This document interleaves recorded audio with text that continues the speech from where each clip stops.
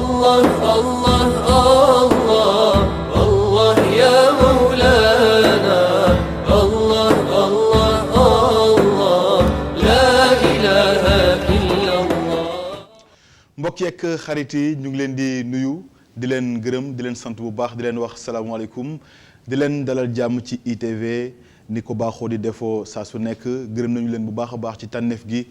ak bàyyi xel gi di leen dalal jàmm seen émission bi di les grandes conférences ñu fas yéene waxtaan ak yéen mbokk yi ci li nga xam ne mooy tolluwaayu jamono ñu fas yéene waxtaan ak yéen ci li nga xam ne mooy tolluwaayu àdduna ak tolluwaayu réew mi di ci ànd ak i borom xam-xam yu mag yu sénégalais yi yëpp ràññee seen taxawaay ci Sénégal waaye itam ci bitim réew mbokk yi ñu ngi leen di sant bu baax di leen dalal jàmm ci bile jotaay waxtaan ma ci ànd ak imam Birame Pouye imam salaamaaleykum.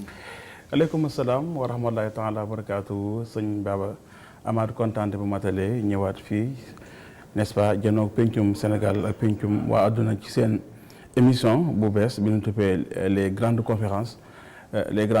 nag muy loo xamante ni sunu ay borom xam-xam ñoo ko sosoon mu nekkoon loo xamante ni dañu bëgg mu gën a yaatu ba pencum àdduna ñëpp di si jëriñu xam naa parce que demee docteur Cheikh Gueye dina ci ñëw ñu am ay kilifa yoo xamante ne tey tamit ñooñu ñëw ndax ñu wéttali ci émission bi ñu duppee les grandes conférences sëñ Baba les grandes conférences nag muy nekk benn émission bu bees boo xamante ni bëgg nañu mu nekk une émission mensuelle muy am weer wu ne mu nekk les grandes conférences boo xamante ni par rapport ak thème bi nga xamante ne mooy xew ci àdduna rawatina Sénégal gi ñuy yeewoo am na yu mbir yoo xamante ni yu bëree dafay xew dañu bëgg nag les grandes conférences ñi nga xamante ni ñoo ca war a wax ñu ci wax parce que loolu moom moo méngoog li àdduna xamoon en tout cas ñu yëree nit ci diine fasalu ahla zikri in kuntum la ta'lamun ahla zikri mooy les experts ñi nga xam ne ñoo xam ñoo maîtriser ñoo ciy wax les grandes conférences donc seuls ñi nga xamante ni les experts vont prendre la parole pour que penc mi mën ci jëriñu je pense que Baba loolu mooy philosophie li nga xamante ni mooy les grandes conférences muy am mensuellement maa ngi yow ñu koy taxawee Baba nga nekk benn journaliste bu ñëpp ràññee fii ci kër gi ITV waaye itam sëñ Cheikh Gueye xam naa dina jël parole bi moom mu nekk su modérateur parce que boo xoolee li ëpp ci les grandes conférences moo nekk modérateur bi ñoom ci seen yaatu dënn parce que itam loolu moom du am solo la maanaam borom xam-xam yoo xam ne dañu laayee biir waaye yaatu dënn bëgg ñëpp mën cee jot loolu moo tax itam ñëw ba fi ITV incha allah sëñ Cheikh dinañ ñëw kàddu bu ne Baba. jërëjëf imam Birame Pouye di ko gërëm bu baax a baax ci waxtaan wi nga xam ne doon na ko tàmbalee tey nag mbokk yi ñu fas yéene waxtaanee thème bu am solo méngoog jamono waaye tamit tolluwaay réew mi ak tolluwaay àdduna daal di ko laaj ñu indil leen ko fii ngir waxtaanee ci muy l'humanité face au Covid-19 réinventer le sens et retrouver l'essence de la vie sur terre maanaam nan la ñuy def ba li nga xamante ne nii moom moo nekk jamono ji ci àdduna waaye tam ci Sénégal di mbas mi taxawaay bi nga xam ne askan wi war nañ ko ci amee ngir am beneen gis-gis bu bees waaye tamit taxawaay boo xam ne bés buñ ci taxawee dina doon ëllëg bu mucc ayib waaye àdduna boo xamante ne ni ku ne ci ñun dina ci mën a dund ak sa teeyaayu basan ak sa teeyaayu bakkan mu nekkoon mbir moo xamante ne ni mbir mu am solo la ñu ci ànd ak comme ni ko oustaz Birame Pouye waxee léegi docteur Cheikh Gueye tamit ñu miin ko lool ci conférence yu am solo yi miin ko lool ci xam-xam bi ak taxawaay bi nga xam ne am na ko ci ëttu diine ji docteur ñu ngi lay gërëm bu baax di la sant ñu bàyyi la nga nuyu ak téléspectateurs yu ITV. asalaamaaleykum wa rahmatullah maa ngi leen di sant bu baax Birame di sant bu baax Baba di leen nuyu waa réew mi yëpp di ci jiital ñi nga xamee ni ñoom laa bokkal plateau bi di ci jiital aussi kilifa yi nga xamee ni yëpp ñoo taxawee réew mi muy kilifa diine yi di kilifa aada yi di aussi borom xam-xam yi nga xamee ni kuy sotti bëgg jëm fu baax bëgg jëm fu leer di nga leen bàyyi xel mbas mi tamit nekk jamono joo xam ni xalaat yépp jublu na ci ñoom ñu leen ciy déglu ci seeni jàngat ci feebar bi ci boppam ci paj gi leen ci déglu ci jeexit yi nga xamee ni feebar bi ak yaatu gi mu yaatu ak wàlle bi mu mën a wàlle aussi ñoom it ñu joxe ci lu bari seen xalaat ñu ne nag loolu dina ci baax ñu bañ koo yemale rek ci mbas mi waaye mu doon loo xam ni dañ koy wéyal ba fu ñu toll ñuy gën a fésal suñuy borom xam-xam di leen gën a déglu di leen gën a bàyyi xel loolu moo tax a jóg émission bi. ñu koy rafetlu bu baax ci ànd gi ñu ci ànd ak ITV. oui docteur waaye nag comme ni nga ko waxee mu nekk thème bu am solo thème boo xamante ne ni mën nañu wax ni dafa ñëw ci waxtoom muy l'humanité face au Covid-19 loolu moom ku ne am na ci taxawaay waaye tam ku ne am nga ci gis-gis nan la ñuy def kon ba mu nekk lu am sens waaye tamit ëllëg goo xam ne suuf si dina ci neex a dund askan wi maanaam dinañ dund goo xam ne dund gu ñoŋ lay doon ñu ci ànd nag ay borom xam-xam xam naa dama lay bàyyi rek nga présenté ñi nga xamante ni ñu ne borom xam-xam yi ñu ci fas yéene ànd ak incha allah. waaw li nga xamee ni moom la lii nga xamee ni mooy émission les grandes conférences di wéyal mooy tamit daje yi nga xamee ni tàmm nañ ko gis ci këru diine yëpp ci waxtu wu ne muy ci màggal yi muy ci gàmmu yi muy ci waajal laylatul xadar ak yeneen i moment donc ci loolu wéyal googu nag dafa am solo ndax waruñu yemale rek suñu xalaat ak sottante xalaat ci ay moment dafa war a nekk loo xamee ni lu sax lay doon loolu it buñ ci taxaw dañ ci ànd ak ñi nga xamee ni ràññee nañ leen ci seeni xalaat seeni bind ci seeni taxawaay ci askan wi donc ci ñooñu ci waxtaan wi nga xamee ni mi ngi jëm ci li nga xamee ni nii moom la mbas mi war a doone jàngat ci bépp nit waaye aussi ci bépp jullit woy gëm naka la ko war a gisee ndax warul doon jamono walla occasion nit ku ci nekk xoolaat sa bopp yow sa bopp xoolaat sa bopp ci sa digganteeg sa boroom xoolaat sa bopp sa digganteeg say moroomu nit ak yeneen jàngat yoo xamee ni bu fekkee jàngat nañ ko mën nañoo dimbali ci mbas mi bañ a nekk rek loo xamee ni dafay jaar dem ñu koy fàttaliku waaye day doon loo xam ni day nekk point de départ pour ñu xoolaat suñu bopp pour li ñuy tuddee introspection waxtaan woowu nag ñu ngi ci bëgg a ànd ak ñetti kàngam kàngam bi nga xamee ni moom laa ci njëkk a présenté mooy sëñ Sam Bousso ñu koy wax inspecteur Sam Bousso moom fii la jànge Sénégal doon koo xam ni dafa jaar ci daara yi nga xamee ni moo nekk ci réew mi def tamit li nga xamee ni mooy cycle secondaire ak universitaire fee ca Égypte fa la amee baccalauréat am fa tamit ijaza ci droit musulman ak foofu ñuy wax faculté de la charia institut Al Azhar bu Caire ku nekk xam ko sëñ Sam Bousso am na tamit master 2 en études islamiques faculté d'imam Ouzaï à Beyrouth Liban mi ngi nekk actuellement inspecteur de l'éducation chargé du bureau de l'enseignement arabe à l'inspection d'académie de Thiès nekk aussi ku am solo ci kuréel googu ñuy wax Rawdu Rayaahin muy kuréel gi nga xam ne ni mooy saytu mbiru xam-xam ci biir yoonu murit moom mu nekk ci coordinateur maanaam ku ne ràññee ko ci ay ci xam-xamam ci dalam moom kon moom mooy suñu premier invité suñu deuxième invité ñi ngi koy wax professeur Mouhamed Galaye Ndiaye moom mi ngi nekk professeur nekk aussi imam foofa ca Bruxelles mu am maîtrise ak licence en théologie à l'université d'Al Azhar moom tamit jaar na Al Azhar am tamit DEA philosophie à l'université de Liège foofu ca Belgique nekk aussi fi mu nekk nii doctorant à l'université d'Al Awza'i Beyrouth bu Liban professeur Mouhamed Galaye Ndiaye nekk na aussi directeur de l'Institut Al Mihrab pour la formation en sciences islamiques nekk na professeur ci institut yu bari Belgique jiite fa tamit ay kuréelu imam ak ulema yu nekk foofu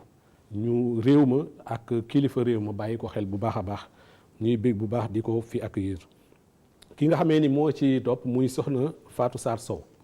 ku nekk xam na ko ci réew mi daanaka jarul présenté mu nekk professeur boo xam ni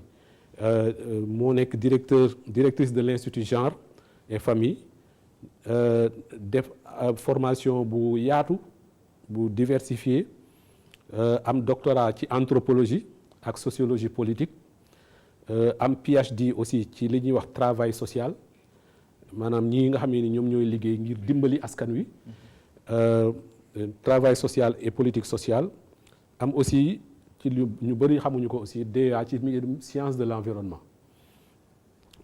am na aussi maîtrise ci économie ak développement donc mu jàngale foofu ñuy wax Namur ca Belgique door a ñëw fii xam ni moo di IFAN Cheikh Anta Diop depuis 1999 mu nekk fa directrice de recherche créé fa laboratoire bi ñuy wax genre ak recherche 2004 boobu laboratoire fa la retraité kon ñu koy nuyu bu baax di nuyu sëñ Sam di nuyu Mouhamed Galaye Ndiaye mi ñuy déglu di leen delloo kàddu gi ngir ñu mën leen ko jox. jërëjëf docteur Cheikh Gueye imam Birame Pouye dégg nga li nga xam ne moom la ñu fas yéene waxtaanee tey muy thème bu nu jàpp nekk thème itam bu am solo yow ban gis-gis nga am ci thème bi laataa ñuy ñëw ci ñi nga xam ne ñoom la ñu fas yéene ànd rek ci waxtaan wi. jërëjëf sëñ Baba amaat kontaan de matale di kontaan ñaari yoon ci présentation bi nga xamante ni docteur Cheikh Gueye mi koy defal ñi nga xamante ni ñooy suñu ay kilifa. Je pense que am nañu ay royuwaay mooy ay modèle ñoo xamante ni boo nekkee jeune day baax nga xam ni jàng day bënn jàng day mokk jàng day wér parce que loolu rigueur scientifique boobu dafa baax ci lépp mooy maîtriser li nga xam ne da nga koy wax. Donc les grandes conférences aussi objectif bi loolu la fexe ba ki ciy wax mu wax lam cay wax te bu ko ca waxee ñëpp mën cee jëriñu.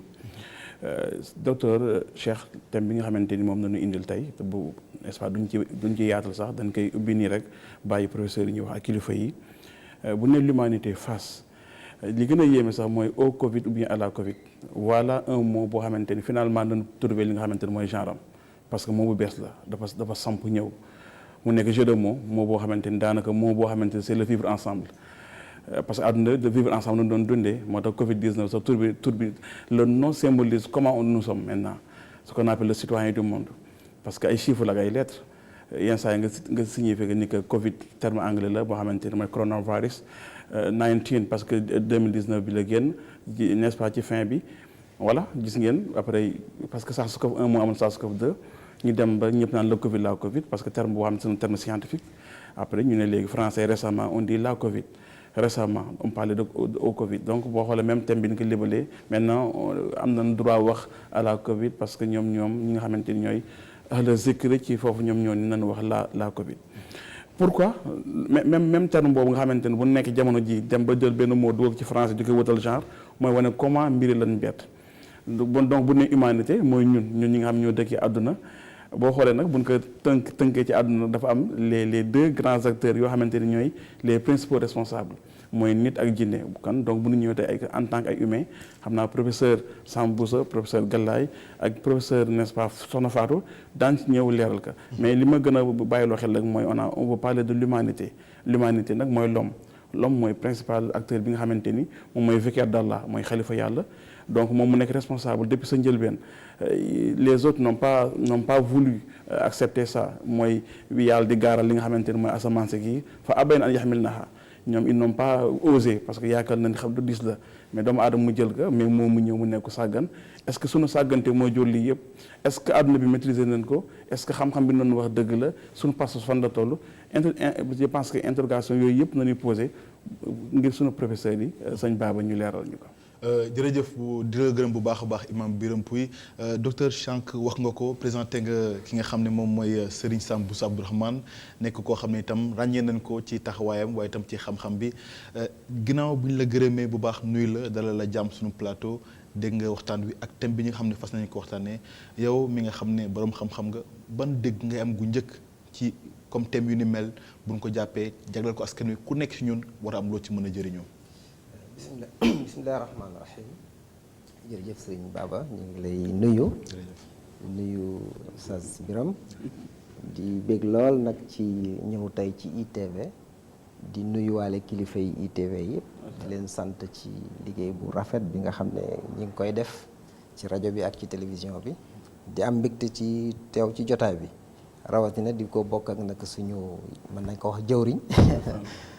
docteur Cheikh Gueye di ku ràññiku ni ngeen ko waxee waaye nag rawatina soxna Fatou Sow Sarr nga xam ne yàgg nañoo topp ay taxawaayam ak i liggéeyam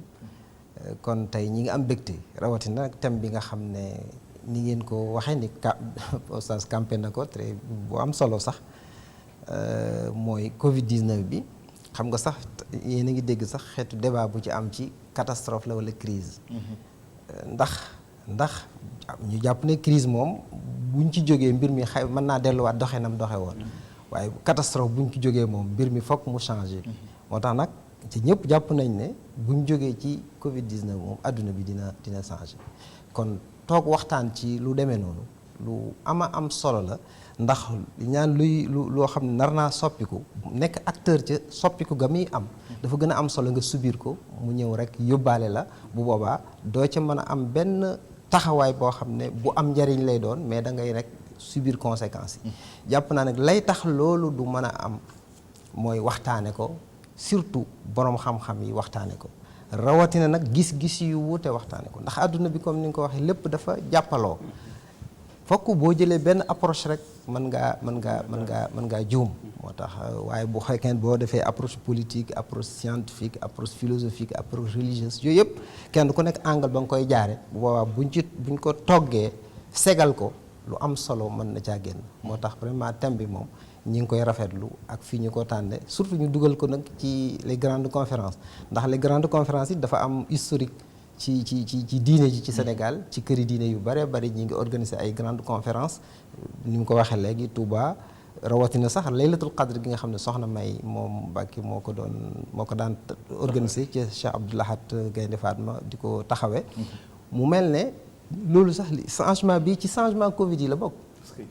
ndax dañ daan def rek daje toog di conférence ay nit teew mais comme changement jamono indi na léegi conférence yooyu léegi mën naa dem ba nekk nii àdduna bépp du ci jot ci nekkatul ci benn moment boo xam ne moom rek fa lañ koy def nit ñi daje. kon gis nga rek déjà habitude yi mi ngi tàmbalee changé. muy doon lu am solo loo xam ne xëy na bu ñëwee ci waxtaan wi xëy na dama doon nuyoo rek. fekk na mais professeur gis nañ ni yow sa xam-xam dafa màcc jëm ci wàllu diine. parce que bu si kanam daana ñëw ak professeur ci wàllu sociologie anthropologie diine on parle diine bu nee diine nag mooy c'est un peu loo xamante ni nit ki la ak boromam yenn saa yàlla yenn jaamu yàlla yi mu jël ko wane ni moom rek moo koy fay fa inna sax mu li wax naa gisi bi c'est tellement intime lekk ak naan c'est intime donc li ngay fas ñu ne sax yéene kenn du ko wax donc c'est intime mais benn impact l'humain en tant que tel mu choisir nekk un religieux ak catastrophe wala crise ñëw ci environnement bi. waaw kay lu am solo ndax xam nga boo nee religion rek dafa am lu ko lal mooy gëm-gëm mooy foi pas-pas boobu la ci jiitu mooy nangu ne am na ku bind mooy créateur am na loolu nag dafay bari lum laaj ci taxawaayu nit ki. ndax xam nga ki ne nit mën na ne scientifique la mbir mi kat nature bi moo ko indi mais ki gëm moom gëm ne am na ku bind àdduna bi day gëm ne lépp lu am rek loxol suñu borom bi ko bind mi ngi ci kon pas-pas boobu nag moom ci ngay basé wu ba ne ki bind kon moom am na sañ-sañ am yu muy doxal ci biir lim bind kon bu ñu xoolee histoire humanité ay catastrophes yi fii am ay yenn phénomène naturel yi nga xam ne nit mënu koo maîtriser da ngay xam ne kon ki bind moom loxoom a nga ci mais nag moom ginnaaw nee na ma binduma dara ngir fo afa xasibtum annama xalaqnaakum abasan binduma dara ngir fo kon lu mu def rek ñun war nañoo taxaw xool lan lañ ci war a jàngee ak lan lañ ci war a dégg parce que yàlla neen du fo fowul kon dara munta xew ñu jàpp ne lii hasard rek la amul lenn luñ ci mën a déggee te bu ñu xoolee jamono bu nekk histoire doomu aadama yi ciy xew dafay soppi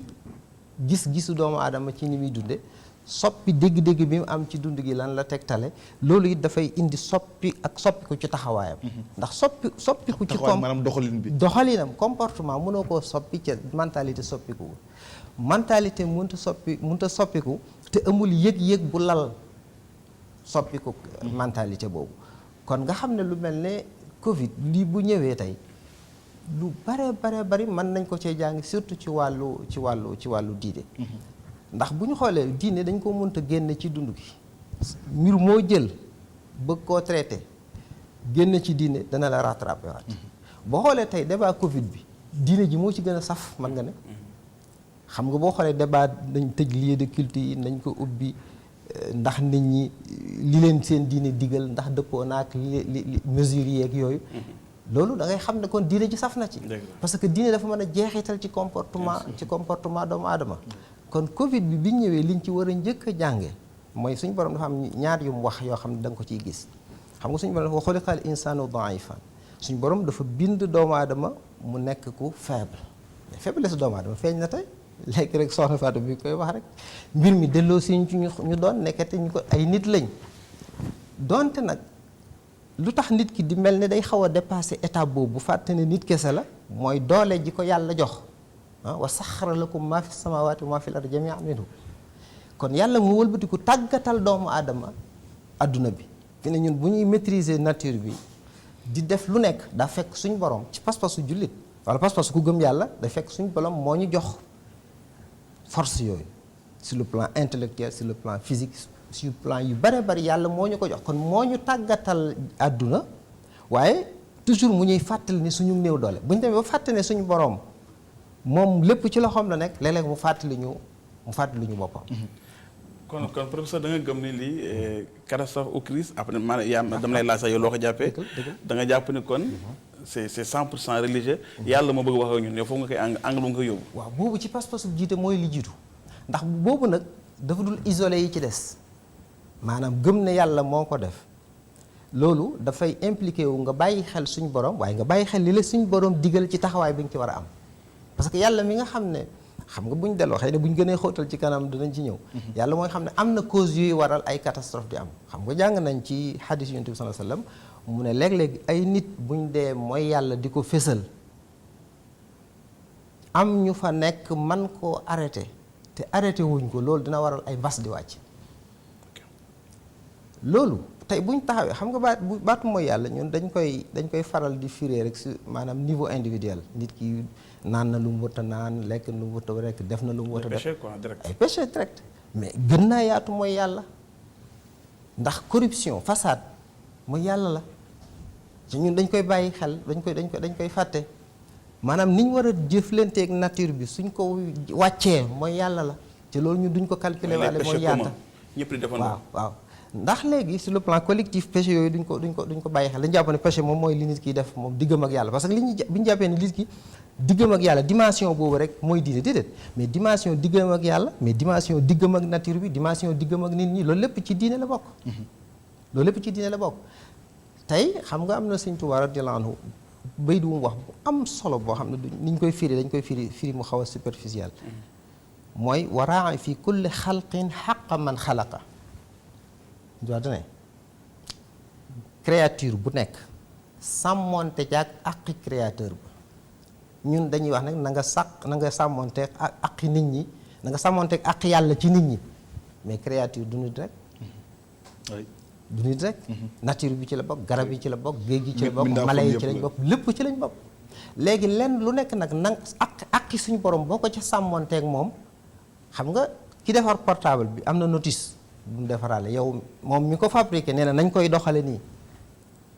mais nature bi. yàlla mi ko sàkk am na nu ñu digal ñu war a jëflanteeg moom. mala yi yàlla mi leen sàkk am na nu ñu war a jëflanteeg ñoom nag bu fekkee ñun suñ coobare la ñuy jëflanteeg loolu léeg-léeg loolu moom la yonent wax ne loolu bu ngeen koy def ay catastrophe mën naa wàcc mooy. Covid 19 catastrophe ou crise. fi mu ne nii dama ne débat la boo xam ne ñu ngi koy posé. kenn ku nekk nag angle ba nga cay taxawee xam nga am na ñoo xam jàpp nañ ne mën nañ koo maîtriser buñ ko maîtriser mbir mi. delluwaat normal ñu dundaat nañ doon dundee kooku day jàpp ne ab crise la buy passé rek waaye ku jàpp ne adduna bi moom à partir de la Covid 19 fokk mu changé dane lii ab catastrophe la boo xam ne ndax bu ñu xoolee ñi ngi jàngat histoire événement yu mel noonu mais bu ñu yaatoo parce que bu ñuy xool tey ñi ngi ne 7 millions fi mu ne nii affecté na leen wala lu topp. 8 millions depuis dem. exactement yu jéggi na nga xam ne kon pays yim laal lu baree noonu. lu tënkee àdduna bi nii mu tënkee àdduna bi yaakaar nañ ne musta am est-ce que guerre mondiale sax mos tënkee woon na àdduna bi nii kon nag lu mel noonu événement bu toll noonu da ngay jàpp ne mën nga ko jàpp catastrophe ndax xoolal conséquences yi mu indi sur le plan économique xëy na sur le plan social dinañ ci ñëw ku xalaatoon ne nit koo xam ne da daan xëy di wuti lu mu dundee dina toog ñetti weer lam doon jumtukaay ba mu doon liggéey ñu ne ko doo ko liggéey ñetti weer mu toog ko loolu ku xalaatoon ne ay événement yoo xam ne dañoo jàppoon ne ay coupe du monde ay yu rëy ay umra ay aj Màkka ku xalaatoon ne lu mel noonu tey adduna dañ àgg ci ñu ne loolu ñi ngi laam-laamee dañ koy annulé wala duñ ko annulé aj Màkka ci misaal kon loolu mënuñu koo jàppe rek crise bu gën na sori crise gën naa xóot crise jërëjëf di ko gër bu baax inspecteur Sam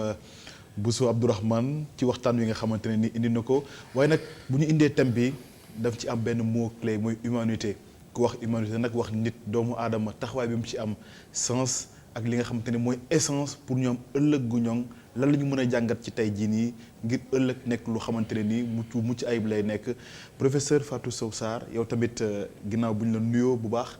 dalal la ci plateau les grandes conférences nga nekk itam koo xam ne comme ni ko docteur Cheikh Gueye waxee kenn dootu la présenté ci Sénégal ndax nit yi ràññee nañ la ci sa taxawaay bu am solo bi nga xamante yaa ngi ko def ci Sénégal waaye tamit jàmbaar bi nga doon ak soxna si nga doon loolu lépp nekk loo xamante ne nii mbégte réew mi la waaye tey jii bu dee mën nañu wax tey taxawaay bi nga xamante ne nii askan wala société bi de façon générale lan la ñu war a taxawee ngir kat lii nii fi nekk tey mu doon njàngat ci ñun ñëpp ba nga xamante ne kat ëllëg suñu dund dina doon lu am solo professeur lan nga ci mën a indi leeral ci askan wi. ok jërëjëf may nuyu téléspectateurs yi ñi nga xam ne ñu ngi ñuy seetaan di nuyu yéen ñëpp ñu ma bokkal fii plateau bi di nuyu borom kër yi tamit maa ngi nuyu Mamadou ak Alassane Samba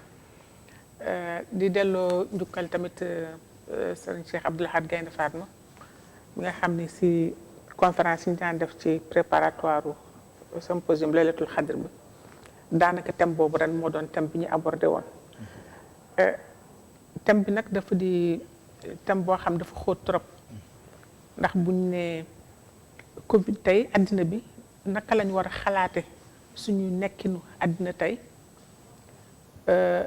nga xam ni dañu delluwaat si tax suñu borom tegoon ci suuf wax nañ ko léegi yàlla dafa seet lépp li mu bind ci suuf mbindee ak na fi yëpp mu jël doomu aadama teg ko ci kaw teg boobu mu ko teg ci kaw sans responsabilité la ko dénk daf ko dénk àddina bi daf ko war dénk ci xam-xam njàngat àddina bi mais fexe aussi ba àddina bi ñu téye ko ci loxo yoo xam ne loxo yu mucc ayib la léegi Covid bi dafa mel ne dafa ñu wan ni la ñu suñu borom dénkoon wàccoowuñu ak moom parce que ñi ngi wax catastrophe crise en réalité caxatee bi ñu caxatee àddina bi loolu moo jur Covid bi dafa am yu ñu may ak yu ñu tere li ñu tere maanaam dafa mel ni kon dañoo laal lu ñu moomul wala dañu laal lu ñu tere parce que Covid moo xeetu Covid yëpp moo dañuy jëfandikoo ay rabu àll yoo xam ni waruñu ko jëfandikoo waruñu ko lekk parce que yenn feebar yu bari ci loolu lay jóge te alxuraan dafa ñëw defal ñu ay sart lan lañ war lekk ak lañ warul lekk léegi Covid bi daf ñuy wan ni ñun li nga xamoon doomu aadama yàlla cër boobu la ko joxoon mu def ko matewu ko kon dafa am lu dafa wor boobu mu wor tag moo ko indil tey jafe-jafe yi mu am fi ñu toll donc nga ma laaj ma ni ma en terme d'humanité parce que àddina bi dañ fi war a dund ba ñu fiy jóge delluwaat ci li taxoon ñu nekk fii moo di ay doomu aadama lañu ndax ay doomu aadama lim ñu différencier ak bàyyi ma du rek ci affaire ñu ngi lekk lu ñu warul lekk ba ñu am li ñuy wax zoonose muy maladie yi ñu am mais dañu nekkul aussi ci li nga xam ne li nga tuddee humanisme nga xam ne yërmande bi war dox ci suñu diggante worma bi war jox ci suñu diggante ñu delloo suñu bopp ci yàlla xam ne ñun ñëpp ay jaamu suñu borom lañu. parce que suñu borom bi mu fi ñëwee daf ñu wan parce que bu njëkk ba ay xeetu diine yu bari ñoo fi amoon diine yoobu ku nekk yaakaar ni yaa sut sa morom mais bi diine yi nga xam ni dafa téere yàlla bi mu fi ñëwee mu ñëw ci tawraat wala mu ñëw ci injil wala mu ñëw ci alxuraan daf ñu won nañu ñun ñëpp si yàlla lañ jóge kon ñun ñëpp ñoo yem si fa yàlla kon loolu légalité ontologique ni ñu koy waxee loolu la tekki woon léegi nag mu won ñu tamit bu boobaa foofu la ñu libéré parce que bu njëkk ba libre ñu woon dañ fi nekkoon di jaamu ay xërëm di jaamu lu nekk di jaamu jant bi di jaamu weer bi mu jumee wan ñu lool nag pour man foofu la ñu libéré mais ñun dañu delluwaat tënkaat suñu bopp boomu jaam parce que dañu dellu di jaamu alal di jaamu daraja loolu moo indi système capitaliste bi ñu am tey nga xam ni exploité addina bi sans nga respecter ay normes nga am fi nga war a yem loolu moo indi jaxat-jaxat yi am parce que catastrophe yi bare na fi léegi li ñuy wax tout de changement climatique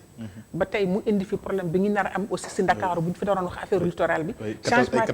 changement climatique yooyu yëpp moo indi catastrophe yi muy yee itam fitna yi muy waxee li muy tudd ay virus ay mbindaa fen yoo xam ne ñun teguñu si bët mais ñu ngi nekk ci xeer yi ñu ngi nekk ci bàyyi mais ñu ngi nekk ci leneen ba ñu demee ba déranger la nga xam ne ñun waruñu ko woon laal loolu moo ñu indi fii tey mais en même temps tey bu ñu ko xoolee ci Sénégal xool ko ci àddina bi yëpp moom delloowaat nañu si li ñuy wax suñu statut simplement d'être humain minuscule nga xam ne duñu dara mais si plan bu ñu dellee si kaw ñëw ci Sénégal nag jàngat yi daf ci bare parce que tey remettre na en cause modèle de fonctionnement bi ñu amoon tey muy ay jafe-jafe yi nga xam ne moom la ñu jàkkoonteel indi na dëgg la système de solidarité bi ñu jëkkee ñëw ñëpp jóg nañu ku nekk loo mënoon nga dugg sa mais très vite dañ ci dellu gannaaw parce que dañu delluwaat gannaaw parce que dañu dem ba mu indi ubbil nit ñi seen bët parce que Covid bi dafa ubbi nit ñi seen bët seen diggante ak ñi leen yor seen diggante ak seen ay njiit problème am fi ba léegi lu nekk ñu wax ko Sénégalais yi ni leen dañu indiscipliné may wax toujours jaaxal na ma Sénégalais boobu ñun wax dafa indiscipliné d'un côté boo demee feneen fekk mu discipliné bu ne nangul nguuram dafa nangul sëriñam kon loolu dafa war a xool ñu jàngat si relation yu ku nekk lan nga war am ak sa morom parce que tëb rek ni leen da ngay indiscipliné lu tax problème boobu réglé wu mais bu ñu deful attention ni ñu indee concept distanciation sociale muy baatu tubaab boo xam dafa am lu mu wundu parce que ñooñu ko indi société individuelle lañu ñoom su leen neexee wax loolu mais ñun baat boobu ñu jël ko rek plaqué ko ci suñu société mënul nekk parce que nit ki ñun sax si suñu baat dañu naan sorianto sorianto waaye xol day gisee donc la question de relation sociale du rek nit ki nekk na fale wala sori na mais si kër tubaab bi ba ñu fa nekkee ñoom si société tubaab distanciation sociale li mu ëmb dafa bëri trop parce que ñoom dañu am système boo xam ne ku nekk soxlawuloo am mbooloo ak ñu la wër parce que état bi moo koy jël en charge régleel la ko mais ñun ñu nekk ci société yoo xam ne état bi mënu la régleel sa lépp sa dëkkandoo moo ko mën def sa mbokk moo ko mën def sa keneen moo ko mën def léegi nag bi ñu ñëwee jàngat bi ñu def ñun si ñu defee Covid bi même baat yi ngay utiliser concept yi ce n'est pas neutre war nga mën a xool yow sa société naka lañ ko tëggee ak naka lañ ko tëddee nga dem a génne benn concept wat baat boo xam ne boo ko tuddee ku nekk di nga si gis sa borom mais ñun dañu jël appliquer de manière mécanique li nga xam ne si yeneen sociétés yi la jógoon or Covid bi du question rek une question de maladie c'est pas seulement une question technique mais c'est une question sociologique aussi donc jàngat boobu moo desoon ci ñun naka la suñu njiiti jëlee ñu jël ko def ko rek une question de médicale ni affaire or on se rend compte que même médecine occidentale bi dafa am ay limites ci faj mbir moomu léegi indil nañu nag ubbi suñu bët moo di mais société bu nekk dañ koy wax garab ga lay faj ma nga fa nga dëkk donc ñu war a toogaat gëstuwaat ñun ndaxte ba fi tubaab nekkul kenn nekk fu feebar da daan am mbas dafa daan am te dañ ci daan génn kon naka la ñu war a jëlewaat delluwaat ñun xam-xam bi nga xam ne am nañ ko mais daf ñu won ni ñun xëy na ni ñu doxee boobu ba léegi il faut ñu delluwaat gannaaw jéem seet naka la ñu tëggaat suñu doxalin parce que mënuñu rek wekku si àll bi si bitim réew moo di bu ñu waree am masque foofu la war a jóge tey xam nañu ñun masque mun nañ ko defaral suñu bopp bu ñu waree am garab ñoom ñoo ñu koy jox te pourtant ñun am nañ fi ay garab ñooñu nga xam ne war nañ mën def garab yi est-ce que seet nañ leen est-ce que laaj nañ leen ba xam loolu naka lañ ko mën a régler kon jàngat yi ci bari tey ñaari yoon moo ci mën am ñu jóge fi defaru boo xam ne dañ koy lal ci li ñu doon ñun lal ko ci li ñu am ak ci suñu mën-mën ak fu ñu mën a yem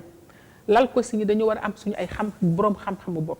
parce que réew moo xam ne kat yow mënoo defar benn garab bu may caricature ni réew moo xam ne mënoo sax def puso waaye am na lu ñu yomb tey li fi am mooy ñi ñuy wax les sciences sociales bari na ci. naka lañ tëggee société bi naka lañ nga mën a wax ba mën a jokkoog sa askan ba mën leen réorganiser ba ñu mën dem foofu mais boo xoolee ñoom ni ñu ko tërale defu nuñ ko foofu dañ ko am une approche purement médicale dafa ni garab la rek affaire faj la or médecin bi faj moom mën na ko torop mais boo weesoo faj rek mu te ndax Covid bi léegi du question wu feebar bi du question wu faj kese dafa ëmb naka la nit ñi war a jonkowaatoo naka la ñu war a réorganiser waat seen ay société te loolu beneen mode xam-xam la laaj te li ñu seetlu mooy loolu cëraluñ ko torop ci réew professeur boo xoolee nga baal ma lay dagg boo xoolee 3 mois ci Sénégal dinañ am mbas nekkuñu si jiitu daanaka demoon na Chine ñu koy seetaan ci télé bi yaakaar lu sore la ñu koy seetaan ci fi nga xamante ni mooy États-Unis di ko seetaan fi nga xamante ni mooy Italie chaque fois ci biir yaa ngi naan ñoom da nga jàpp ni maanaam Sénégal en tant que tel ñu jël ko wàccee que ni ñu ko gérer dafa des wala boog ñi nga xamante ñooy saytu nekk kilifa yi ci kaw ñoom ñu nu jàppee maanaam Covid bi ak penc mi est-ce que dégg nañ leen parce que boo xoolee ba léegi masque bi ñi ngi tey rek ñi ngi ramasser ay nit ñu takk seen ay masque gis nañ ne am na ñoo xamante ni sànq professeur Samb ngay wax koo xamante ni liggéeyam bi mu gën a fonk muy dawal oto ñu téye ko 3 mois ni ko doo dawal ba ñoom ñi génn ñi foog ñu amatuñu choix est-ce que jàpp nga ni maanaam population bi wala société yi ñoom dégg nañu seen kilifa yi wax ak ñoom wala boog est-ce que kilifa yi am nañu discours bu baax pour seen penc dégg leen. waaw problème bi mooy li ma lay wax mooy rupture bi modèle de gouvernance bi dafa di une gouvernance administrative boo xam ni modèle colonial bi la continuer di utiliser ba tey mooy dañuy jël yaakaar ni ñee ñoo xam rek ñoom ñooy wax nit ñi appliquer leen or société bi tollatul foofu mbes mi wane na ko parce que bi ñu demee ba mënatuñu gis nañ fi li ñu mësul gis dañu génn goo xam ne xale yi génn boo xam ne guddi lañ génn goo xam ne sax si biir intérieur du Sénégal la commencé parce que Dakar moo daan indi ay trouble ñeneen ñi ñëw tey pour la première fois en tout cas ou rarement ñu gis mu jóge de l'intérieur du pays daal di ñëw jàpp si capitale bi te jeexagul parce que wax nañ leen parce que loolu pourtant teel nañ leen artu bi ñu defee Cap Skirring lañ leen problème bi jeexagul de te ba tey jeexagul encore parce que li ko indi c'est pas que nit ñi gëmu nañ ñi mbas mi am na parce que gis nañu nit ñaa ngi dee mais dafa ni li ñu naan bala nga naan naam ne fa parce que bu deewin boo xam ne ñaari façon la parce que bu fekkee da nga nar dee ak xiif ak nga dee ci mbas mi te mbas mi tamit am na leneen lu mu ci am ku nekk da nga am sa ngëm-ngëmu diine ngëm-ngëmu yàlla am na ñenn yaakaar nañu suñ fekkee ni liir nañu benn saaru alxuraan ñoom gëm nañu loolu daf leen di aar ñenn ñi yaakaar na ba ñu takkee seen ay bant ak seen ay leneen daf leen di aar c'est-à-dire ku nekk dafa dellu aussi si sa ngëm-ngëm ngëm-ngëm boobu am nga ci benn confiance maintenant naka la autorité bi war a waxanteeg ñoom ba ñoom ñu xam ne lii réalité la war nañ parce que man gëwuma ne nit ñi gëmuñu ko parce que nit ñi gis nañ ñuy dee nit ñi gis nañ ñu nekk ci seen ay mbokk ñu jàppale ñu nekk ci biir hôpitaux yi parce que temps yi mi ngi gën di bare kon du ñàkk ngëm pour man c'est que pour ñoom amuñu pexe parce que duñu nekk ñaar dilemme naka la ñuy def ba dund te boobu indi luñu leen réponse parce que société tubaab bi dañ leen jox réponse ci loolu dañ leen lël ba pare di leen jox lu ñuy dunde mais fii ñun suñu système social permettre melul noonu mën nañ ko de naam mais niñ koy mëne du ci état bi la mën a jóge parce que ci solidarité collective bi lañ ko mën a defee mais ñu xëy suba ni leen da ngeen def distance sociale kenn du gis sa morom mayu ñu leen temps wu ñu réorganiser wu ba xool naka la nii mën a jàppale seen morom li nit ñi defoon mooy bu njëkk ba ku nekk li nga amoon jox nga ko état bi yaakaar ne état bi moom bu boobaa dana mën a jàppale askan bi mais ñetti weer a ngi ni mbas mi dem nañ ba nit ñi di génnaat te ñi ñu waxoon dañ leen di jàppale ci dund ba tey gisaguñu dund bi kon dañu waroo ak xoolaat du point de vue sociologique naka lañ mun dañu dul jox population waruñu xeeb xalaatam parce que normalement parfois moom mën na la génneel solution yoo xam ni yow sa bopp gisuloo ko woon moom mi koy dund war na mën a génne solution bi dafa naa foofu lañ amee raté bi léegi professeur dama bëggoon rek parce que wax nañ ko ci thème bi sens naam ku ne mën na ko dégg mais essence bi nga xam ne moom la ñuy xaar tey pour am beneen dundin bu wuteeg bii askan wi nan lañ ci war a mën a taxawee bon askan bi parce que léegi ku nekk dellu na surtout ak cosaan yi ak ku nekk ak sa gëm-gëm ak yooyu waaw ku nekk dama ne niñ naan xel bu doon jaay lamb doomu aadama bu nekk am nga xel mais yow yaay xool sa situation ak ni nga ko jànkoonteel nga xool fa nga ca mën a yem mais li tax nag ñuy indi société c'est que société dafa war a boole nit ñi ñu àndandoo ñoom ñu li tax ñuy wut njiit moo di dañuy am yoon boo xam ni ñëpp ci ànd ak moom problème bi ñu am tey Sénégal mooy risque bi mooy mu am rupture entre ñi nga xam ne ñooñu leen dénk ni leen yéen a ñuy yor ñu topp si li ngeen wax seen gannaaw bu fekkee ñoom lay ko lañu nañuy doxale dafa waroog ak li nit ñi doon xaar ci ñoom dafay indi problème te or dafa mel na loolu moo am tey te li ko indi moo di si biir mbas mi fi nit ñi yaakaaroon ne tey ñëpp ngi naat jëm seen xel dem ci àllaaxira parce que kenn xamul ndax di nga ci génn wala doo ci génn yaakaar nañ foofu nit ñi wax ay réewu jullit lañu foofu lañu war gën a nekk ay jullit gën a dimbalante ci suñu bopp gën a ragal yàlla gën a màndu mais ñu gis ni nit ñi boole seen alal jox autorités yi di leen jàppale leen si néew doole ni ko relayer dëgg la wala du dëgg mais niñ ko relayer ak nit ñi yaakaare mooy alal jooju ñu waroon dugal si biir askan bi dafa am ñoo xam dañuy dem ñoomee bëgg ci ñoom di ko jëfandikoo mooy maanaam ñi joxoon force Covid bi ñu naan dañ ci war am ay xawma ay honoraire la xawma waaw si biir tamit ñu gis ñi nga xam ne ñoo féete woon kaw di gën a am avantage ci société bi ña nga leen di yokkal seen ay avantage donc affaire yu signaux yu mel noonu moo indi à mon avis une rupture de confiance parce que problème bi tey baat bi mooy rupture de confiance or war nañ gaaw faj loolu parce que individuellement mënuñu ci génn foog ñu delluwaat ci société bi organisé wu avec ñi nga xam ne ñoo ñuy jiite ñu mën a tegal yoon yoo xam ne nit ñi daañu amaat confiance ci ñoom pour le moment ñaari modèle moo fi am modèle wu nitu diine yi nit ñaa ngi leen di déglu ak modèle ñi nga xam ne ñoom ñooy jiite si biir àddina bi nit ñi yaakaar ni ñoom lan leen dénkoon ak lañ leen def parce que problème yi fi am fan yëpp ay waxu suuf ay waxu lekk fii ay waxu leneen ak yooyu yëpp dafay tax xol yi dafay gën di jóg ba pare ñu gis localité yu bari tey par exemple ndox amul c'est-à-dire attente yi nga xam ni moom lañ xaaroon si njiit yi dafa mel ne yàlla dafa xëyandoo suba rek génne wàlle problème yëpp mu tar problème nag mun na am mais ça dépend ni nga koy waxee ak nit ñi ba delloo si waat leen ñu dal parce que problème du ñàkk parce que y a des raisons multiples yoo xam ne mënuñu fajandoo yëpp mais dafa mel ne tey yooyu yëpp la nit ñi commencé di ko génne te li tax ñuy génn di ñaxtu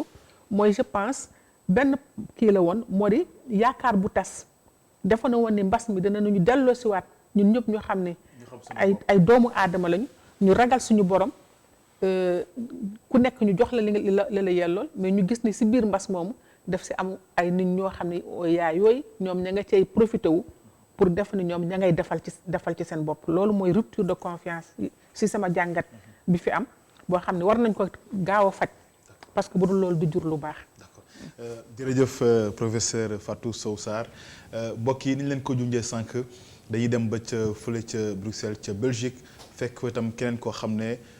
dégg ngeen sànq ni ko docteur Cheikh Gueye présenté ko xam-xam màcc la jëm ci lu bëri rawatina ci wàllub diine di professeur Mouhamadou Galaye Ndiaye professeur ñu ngi lay nuyu bu baax di la dara jàmm déglu nga li nga xam ne moom mooy thème bi alors bu fekkoon mën nga indi sa jàngat ci li nga xam ne moom mooy thème bi ñu fas yéene waxtaanee tey ak lan moo ci war a doon tey jii nii taxawaay yi ci kilifa diine yi taxawaay ci askan wi ngir saafara nag mën a am ci sunu dund ba nga xam ne ku nekk si ñun dina ci mën a gis boppam. asalaamaaleykum wa rahmatullahi taala wa barakatuhu maa ngi leen di nuyu di leen ziar di am mbégte lool Covid bi moo indi situation bi nii waaye lépp ñu gis ni xarañu doomu aadama permettre nañu tey ñu mën a sori waaye mën a tamit mën ci waxtaan bu mel nii kon ñu koy rafetlu bu baax di am mbégte lool di jël nuyoo bi rek di ko teg ci loxo docteur Cheikh Gueye waaw mu tegal ñu ko ci loxo Serigne Abdou Lahad Mbacké Gaynde Fatma bu ko defee mu tasaare ko ci incha allah ci kilifay diine yi nekk ci biir réew mi yëpp di nuyu sama xarit sama wëllëre di Serigne Sam Boussa di sama inspecteur di koo xamee ni ku am solo la ci l'islam gi ci yoonu murit waaye tamit ci kuréel googu comme ni ñu ko waxee sànq ci Rawdu Rayaahiin di nuyu soxna Fat Sarr di ko nuyu bu baax a baax di rafetlu aussi duggam am na solo lool surtout ci ni ma ko indee ci wàllu sociologie je pense que ni tey jii soxla nañ ko bu baax a baax man nag xam naa fi may duggee rek mooy ni ñu posé thématique bi mooy l'humanité bi nga xamee ni moom la ñu jël point d'interrogation teg ko ci kawam foofu xam naa lay duggee ndax sunu mbokk mi nga xamee ni moom moo jiite waxtaan wi dama xamul turam mu wax sànq ba tudd aaye boobu nga xam ni moom la ubbee waxtaan wi defe naa ne aaye boobu dafay tënk dafay leeral tamit lépp loo xamee ni rek tey jii ñu ngi koy dund ci àdduna bi jiitu na ci lii nga xamee ni mooy Covid 19 bi xam nga sunu borom subhanahu wa taala bu waxee ni bi mu bëggee jël aadama alayhi salaam inni jaacilun fi l ardi xalifatan qaalu atajcalu fiha man yufsidu fiha wa yasfiku dimaa wa naxnu nusabixu bihamdika wa nuqaddisu lak muy aaya bu am solo boo xamee ni sunu borom tànn doomu aadama ni da koy teg ci kaw suuf mais li fi am solo mooy ñaari mbir yoo xamee ni danañ ci mën a jàngat tey jii lii nga xamee ni moo xew ci àdduna bi ba tey jii point d'interrogation boobu ñu teg ko ci kaw pas doomu aadama waaye ñu teg ko ci l'humanisme maanaam ak nite ci kaw suuf donc ma jàpp ni aaya boobu dafa am ñaari mbir yu am solo yoo xamee ni wax na ko benn bi ci njëkk mooy li mu wax ni li malaaka yi wax sunu boroom ni ko atajalu fiha man yufsidu fiha wa yasfiku dima est-ce que da ngay tànn koo xamee ni boo ko indee ci kaw suuf lii doon métier mooy di tuur deret ak di corrompre suuf si maanaam di def lu bon ci kaw suuf donc yàlla subhanahu wa taala am nu mu waxeek malaaka yi ni leen inni alamu ma la taalamuun xam naa lu ngeen xamul parce que li tax yàlla wax leen loolu mooy yàlla xam na ni doomu aadama capacité yi mu am pour mën a def lu baax noonu la amee ay capacité pour mën a def lu bon capacité yi mu am pour mën a def lu bon noonu la amee ay capacité pour mën a def lu baax donc yàlla nag bëgg indi benn programme boo xamee daf ko tegu ko pour ñi nga xamee ni duñu moy tegu ko pour ñi nga xamee ni yàlla daf leen bind ci jaamu yàlla ndax ñoom malaaka yi sax wax nañ ko ñoom dañu ni wa nahnu ñun nusabbihu bihamdika wa nuqaddisu lak alors que nous te glorifions et t'exaltons c'est-à-dire que ñoom loolooy seen liggéey ñoom duñu mooy yàlla léegi yàlla ki mu bëgg indi ci kaw suuf nag mooy koo xam ne da koy mooy koo xamee ni bu ko yàlla ne defal mu ni ko bu ko neexee mu ni defuma kooku la yàlla soxla kooku la yàlla indi ci kaw suuf kooku mooy ñun tey jii doomu aadama yi ñi nga xam ne ñoo soqi koo ci aadama on a la capacité de dire à Dieu non am nañu capacité tamit bu wax yàlla oui yàlla indi programme am yónni ay yeneen toom wàcce ay téere pour teg ñu ci yoonu oui yoonu maanaam ñu ànd ci yàlla li mu bëgg mais doomu aadama bi yàlla dafa waxaat ci beneen saar muy la sourate 17 suratul Isra le voyage nocturne verset numéro suma juumul verset numéro 16 sunu borom subhanahu wa taala di wax foofu ni wa ida aradna an nuhlika qaryatan amarna mutra fiha fa fasaqu fiha fa xaqa alayha alqawlu fa dammarnaha tadmira donc yàlla sunu borom subhanahu wa taala wax ni yàlla su bëggee détruire benn dëkk wala planète bi ak lu mënti doon li muy def mooy day xool ña nekk ay kàccoor ca biir dëkk ba wala ca àdduna booba mu fexe ba ñooña yore mbir ya nekk seen loxo bu ko defee ñooña danañ yàq àdduna bi bu ko defee yàlla jaar fa punir leen kon yàqu-yàqu foo ko gis rek xamal ni ñu bon les pervers ñoom ñooy jiite bu ñu jiitee parce que même ci aaya bi ku ñuy wax Abu Usman bu nga demee ci tafsir da nga ko ci fekk dañuy wax dafa interpréter aaya bi ci beneen anam mu ni amarna mutrafiha amarna dama daf ci def shidda amarna c'est-à-dire yàlla day def ñay jiite ñooña ña leen di jiite nekk ay pervers bu ko defee ñooña nag ñooy def seen perversion maanaam yàq suuf si yàlla jaar fa indi leen punition ma jàpp ne tey jii li xew ci Covid 19 bi sama njàngatu bopp modestement mooy looloo ko indi tey c'est-à-dire que ni dem nañ ba nga xamee ne adduna bi ñi ko jiite ñu jox ko teg ko ci seeni loxo ñoo xamee dafa am lu ñu manqué mooy éthique ak morale te loolu borom xam-xam yi prix Nobel yi nitu diine yi ñëpp yàgg nañ ko junj di ko wax di alerter ba tey ji lu jiitu ba Langston Hughes di wax ni je crains cette civilisation qui tue maanaam ragal naa civilisation bi nga xamee ni day reyee la crise du monde moderne comme ni ko nu mu tuddati borom xam-xam diine bu mag boobu waxoon kii nga xamee ni mooy Joseph Stiglitz moom tamit wax ni quand le capitalisme perd la tête ñu gis ni aussi su ma ko toppee liste bi yaatu na borom xam-xam yi wax lu mel noonu dañoo bari alerté àdduna bi léegi nag mu des nag ana nanan lañu mën a fexee ba delloowaat doomu aadama ak niteem yàlla bàyyiwuñu ba léegi yàlla daf ñoo indi solution parce que bi mu yàlla wonee ñaari mbir yi ba doon wax benn bi mooy tuur deret ak yàq suuf benn bi ci des mooy yàlla daf ñoo jox outil boo xam ne mënees na cee defare suuf muy xam-xam wa allama aadama al asmaa kullaha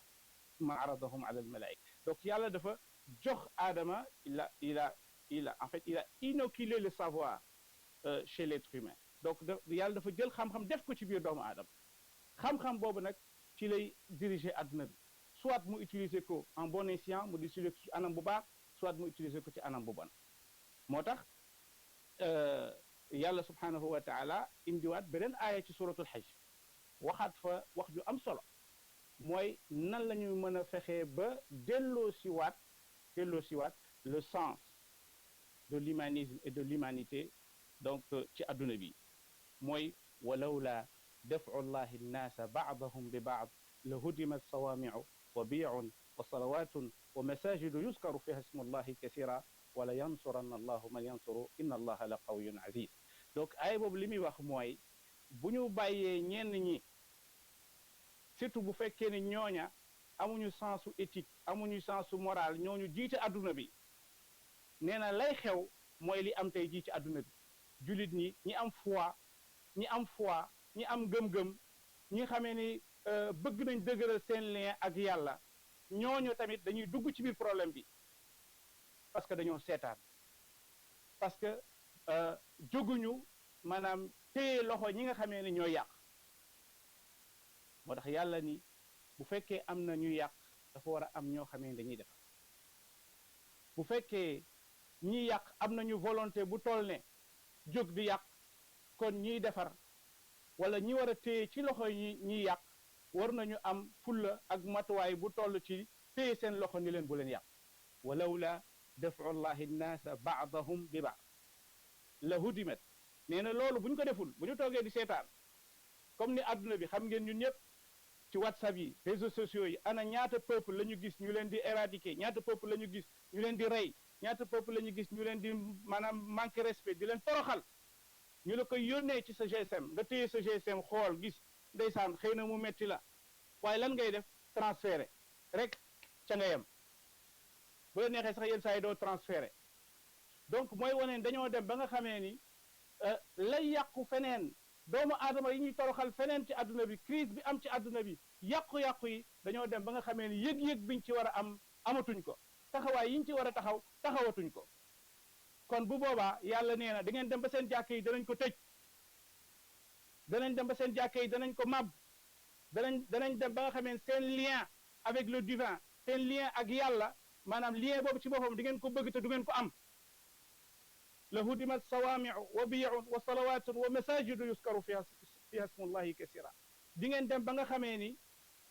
fi ngeen doon nekk pour mën a dëgëral seen lien dem aji màkka dem defi umra dem ci jàkke yi nga xamee ni mooy néegu yàlla yi mbooloo mi daje nga xam ni mooy jur solidarité dans la foi loolu yëpp danañ leen ko xañ parce que da ngeen a toog seetaan je pense que ni pour ñu mën a delloo siwaat le sens de l'humanité du ci ay discours du rek ay alerte yu ñuy def waaye dafa laaj ñu jóg loolu nag xam naa am naa ci aussi plan boo xamee ni maa ngi koy bind actuellement ci nan la ñu mën a taxawee ba incha allahu mën a contrecarrer maanaam système bi nga xamee ni mooy système mondialisation bi nga xamee ni capitalisme libéral effréné moom moo koy diriger moo yor ngalaab bi maanaam di ko nos bi maanaam di ko jëmale fu ko neex léegi nag jërëjëf di leen gërëm bu baax a baax professeur Mouhamadou Galaye Ndiaye vraiment xam-xam bi am na solo waxtaan wi tamit am na solo du ñàkk yeneen jotaay bu soobee yàlla dina ci dikkaat ak moom gën ko yaatal ndax nag waxtaan wi am na solo docteur Cheikh Gueye dégg nga li nga xam ne sunu gan yi wax nañu ko tàmbalee ko ci Serigne Sam Bousso ba ci Mouhamadou Galaye ak Soxna Fatou Sow Sarr ku nekk si ñoom ci fànn nga féetee fexe nga indi thème bi waaye tam waxtaan ci li nga xam ne ku ci nekk si ñun war na ci mën a njëriñ rawatina askan wi nga xamante ne kat tey jii ñoom ñoo nekk au devant de la scène. waaw bi ñuy waajal lu mel nii fekk na ñu ngi nekkoon ci biir mbas mi ca koor ga ba fi ñu yegg si nii day jàngat bi ñu ci mën a am mooy kon basculement bu mag am na. mbas mi basculement la yàlla bi mu ñu fi indi basculement la mais mbas mi beneen basculement aussi boo xamee ni dafa war a jur yeneen basculement maanaam yeneen jéego ci askan wi ku ci ne sa bopp waaye aussi askan yi réew yi mbootaay yi ku nekk war a xoolaat sa bopp yaakaar naa li nga xamee ni nii moom lañu fi gën a génne mooy dellu bi nga xamee ni moom la ñu war a dellu suñu borom wuyu yi nga xamee ni nii moom la ñu suñu borom doon wax fa bi ay alaayi rabbikumaa tukazibaan war nañ ko mën a laaj moom xanaa gisu leen xéewal yi ma leen defal yëpp ñu ne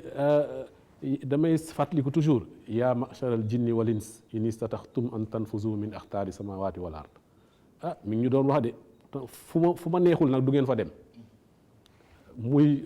génn suuf si wala génn asamaan pour man war nañoo mën a xóotal jàngat bi bu baax a baax jaarale ko ci alxuraan comme ni ko sëñ Sam defee comme ni ko solution la ci alxuraan daf ñoo yëgal lii daf ñoo yëgal lii defee ñu ci lii ba pare wax ñu fi ñu war a jaar d'accord kon jàngat boobu mënees na ko ci am mais soo xoolee mu jàngatu Fatou Sarr muy même jàngatu professeur Galaye dafa ñëw ba yegg ci koom-koom tudd nañ lu bëri capitalisme ak yàq yi nga xamee ni moom lay yàq àdduna damay wax ci benn conférence ci waawoon il y a quelques années ne un autre monde est possible mais avec Dieu soo seetloo ni nga xamee ni noonu lañ tëggi àdduna bi depuis at yi yëpp dañ koo tëgg daal di ciy génn yàlla ci ni nga xamee ni noonu la ñuy dunde ni ñuy lekke ni ñuy naane ni nga xamee ni noonu la ñuy dëkke lépp dañ cee génne yàlla yaakaar naa kon lii nga xamee ni nii mooy mbas mi dafa doon fàttali bu ñu yàlla di fàttali boppam ba pare mu jox ñu opportunité pour ñu xoolaat suñu bopp pour ñu joyanti pour ñu dellu ci yoon wi xoolaat suñu taxawaay bàyyi ñan yi nga xamee ne jaaroon nañ ko pour man loolu la réellement mbas mi signifie kon mu dellu si loo ñu ci lan moo tax ñu ñëw ci kaw suuf sëñ Sam yegg si dellu si na ci bu baax la waral sunu dëkk si àdduna ci dëkku ci àdduna waaw mu ne moment la pour ñu xoolaat ko ñu xalaataat ko mu wax ñu ci ay baat yu am solo ñu war ci aussi jàngat suñu diggante ñu en tant que société maanaam société lan moo ñu boole dama bëggoon a laaj Fatou sànq ci biir waxtaan wi est-ce que ñun société bi ñu doon may nañu ñu résister bu baax ci mbas mi wala daf ñu cee gën a sonal loolu lu ñu war a xóotal la su ko defee dinañ xam ñun société bi ñu doon ndax société bu mën a relever défi wu diine mais aussi défi wu développement défi wu booloo défi wu solidarité lan la ci mbas mi wone d'accord loolu lu ñu war a jàngat la en tout cas waxtaan wi amoon na solo ñuy jàpp ne buntu la bu ñu ubbi xam naa ni ba ca topp dinañu indi yeneen borom xam-xam yoo xamee ni ñoom ñuy may ñu gën a xóotal jëmale ko aussi pas seulement ci diine mais jëmale ko aussi ci yeneen thèmes yi nga xamee ni ñoom ubbi nañ ko buntu yi ñu ubbi buntu économie la buntu culture suñu culture buntu social ñun naka la ñuy dunde buntu suñu diggante ak suñuy moroomu jullit suñu diggante ak suñu borom yooyu buntu yëpp waxtaan wi ubbi na ko ñuy ñaan yàlla mu may ñu yegsiwaat fi am yeneen poñ yuñ ci ubbi bi barakati Seydina Muhammad sallallahu alayhi sallallahu wa alayhi wa sallam sallam. ñu ngi santaat ñëpp di gërëm ñëpp. jërëjëf docteur Cheikh Gueye imam une minute rek bu fekkee mën nga ñu defal tamit benn synthèse bu gàtt parce que ku ci nekk muy Serigne Sam Bousso war nañu dikkal ci en une minute rek ban taxawaay la ci kilifa diine yi am ngir tamit li ñu bëgg ni tey mu mën a am solo. professeur yow tam di ñu dikkaat rek en une minute rek en résumé ci stigmatisation bi li ñuy gis tey ci Sénégal ak tamit question bi nga xam ne docteur Cheikh Gueye wax na ko ndax lii kat défi la bu nu mën a relever am déet en une minute 30 rek incha allah waaye oustaz ma jox la ba pare nga résumé en une minute laataa ñuy dem ci ñaari laaj yi. waaw man li may tënk rek mooy bu nu seetloo kenn ku nekk dafa nekk di wane ni parce que bu nekkee ay questions yu ñuy posé wu on se pose beaucoup de questions d'humanité ñu ngi wax ni dafa sëñ Sam mi ngi koy wax que ni dafa daif malgré yàlla subhanahu wa taala jox na ko tàggatal na ko àdduna waaye teewul résultat final mooy li am. professeur boo waxee lu mu wax da ngay day dégg li philosophie doon wax la science nous a fait de Dieu avant que nous ne méritions d'être des hommes boo déggee professeur Galaye moom mu ngi insister que yàlla subhanahu wa taala dafa joxoon Adama benn arme muy xam-xam man sama question dama leen koy posé noonu rek est-ce que xam-xam boobu doomu Adama am léegi comment l'homme est pointu ci xam-xam et crise bi ñëw l'homme monte doomu Adama mel na xamul dara nga xamante ne ba léegi jusqu'à présent amuñu lu efficace lu koy faj. wa allama Adama al-asmaa kullaha la ko donc le vaccin il est là c'est sûr que dans un mois dans un an dañ koy gis mais il est là léegi lan moo tax doomu aadama fàtt ba mën koo gis donc est-ce que kon nekkul kon yàlla day wan doomu aadama du sa xam-xam boobu nga naw rek mooy tax nga baax mais man maay gérer àdduna bi li ma leen mën ko yem est-ce que professeur Sam doon def bonne lecture boobu. yoo fii xëy na mu nekk daaneel bi ko doon wax léegi mooy. damay ñëw rek ci benn aaya bi ci suratul mulk alladi xalaqa al mawta wal xayaata li yabluwakum ayyukum ahsanu amala xam nga suñu boroom daf ne dafa bind dund ak dee ngir mu nattu leen teg leen ci ay épreuve mais épreuve lan lay xool li yabluwakum ayyukum ahsanu amala kan moo gën a rafet jëf kon saa bu situation bi amee li ñuy xool mooy jëf yan acte la ñuy posé def naa loolu mooy jàngat bi ñu ci jàngat mooy li yabluwakum ayyukum ahsanu amala te it ndax jëf yooyu kan mooy gën a rafet jëf ci yéen kon mooy réponse bi ñuy laaj ay jëf la. action la. waaw jëf yooyu it man li ci jiitu ca xam naa mooy doon na laaju suñu baaba mooy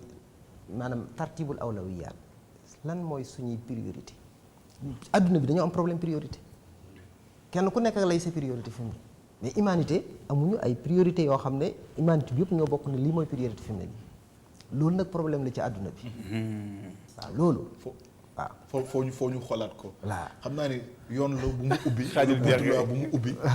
du ñàkk danañ am yeneen jotaay bu ci yàlla andee ngir daal di ko gën a waxtaanee gën a tënk parce que tamit laaj jib na ci professeur mënuñu la bañ a jox kàddu gi en une minute rek nga résumé ñu un peu laaju docteur Cheikh ak tamit stigmatisation bi ñu demee bu tey jii ci ñi nga xam ne am nañu Covid 19 bi. waaw bu dee affaire résistance face au défi suñu histoire wan nañu ñun résiste nañ défi yu bari muy jaayum jaam bi fi jaaroon muy colonisation bi muy ay sécheresse yu bari doon fi jaar muy sax bu mujj bi 2008 2009 crise financière bi fi amoon mais mbas mi en réalité pour Sénégal àggagul foofu yeneen réewu tubaab bi àgg na fa àgg boo xam bu jégg dayo mais ñun ci suñu réew jéggagul dayo boobu seulement risque plutôt man laa ci gis c'est-à-dire niñ koy gérer buñ ci génnee nit ñi ku nekk nar dem bopp sa bopp risque boobu war nañ ko xoolaat à la fois ñaari porte ñoo ouverte fa la ñu waroon gën am solidarité mais niñ koy gérer bu ottuwul dafay nar a dem ku nekk delluwaat ci sa bopp maintenant li ñuy wut waxtaan stigmatisation bi tamit niñ ko gérer la parce que am na feebar yu fi gën a garab yu fi am parce que mbas mi li mu fi jëlagum ci ay nit par rapport chaque jour li fiy dee ci yeneen feebar li fiy dee ci accident yi moo ëpp déggu foofu li am fii ci mbas mi mais niñ ko wanee nit ñi